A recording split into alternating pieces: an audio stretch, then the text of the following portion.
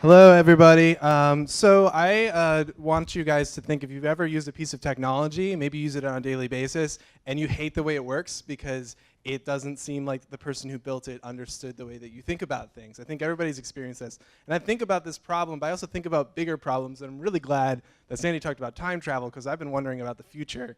And I feel like a lot of the causes of our current problems we've been talking about, and they have their roots in, I think, the same lack of understanding. And it's created some uncertainty. And we're also reminded that, I work in tech, and we worship at this altar of like creative destruction and disruption. And I think we forget and have been recently reminded that sometimes disruption is just disruption, and it's just bad.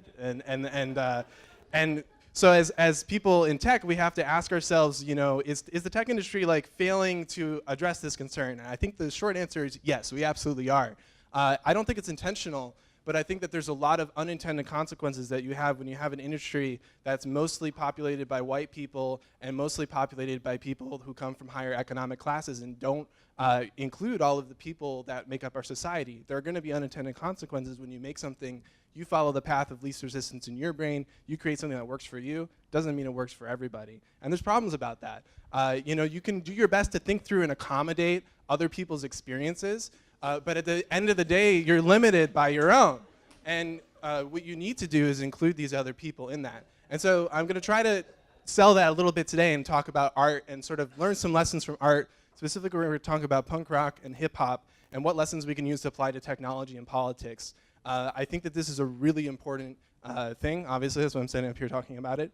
Because if you think about a piece of art, how many times have you had a piece of art that you feel like that person was inside your head, like they made it just for you?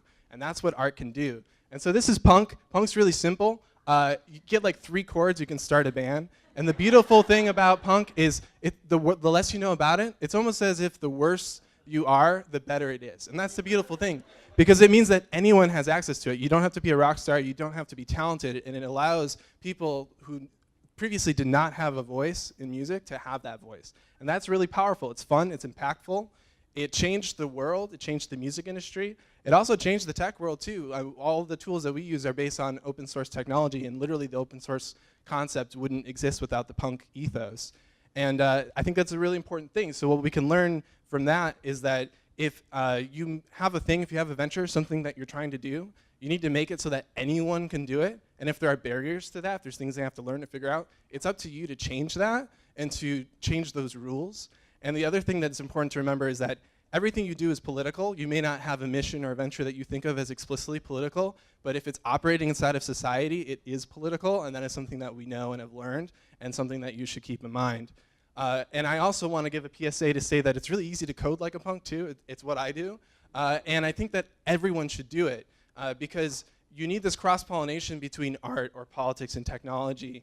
And anyone should take just a moment to learn at least a little bit of like what powers these tools that you use every day. So anyway, let's talk about hip hop. The story goes that in 1977 there was a blackout in New York, and during this blackout there's some people were able to loot some DJ equipment, sound systems that turned up the next day, and that led to explosion of a genre that eventually became hip hop.